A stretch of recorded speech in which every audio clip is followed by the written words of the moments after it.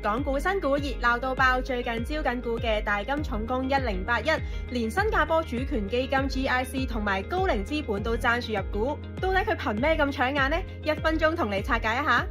最大亮點係引入咗12名超級基石投資者，鎖定咗48.6% 嘅發售股份。理論上上市當日拋售壓力較細。公司本身係離岸風電設備龍頭，上年純利大升超過63%。但有一點要注意，公司本身已經喺深交所上市 ，H 股股價往往會受到 A 股走勢限制，爆發力未必有純港股咁高。總括嚟講，喺呢一輪嘅新股浪潮入面，有大機構 support 嘅大金重工係一個比較穩陣啲嘅選擇。入場費大約6700港幣，你又會唔會抽埋一份呢？歡迎喺下面留言話我知。想知道更加多新股嘅快訊，即刻 download ACAT 應用程式加入我嘅 chat group，同我哋一齊交流投資心得啦！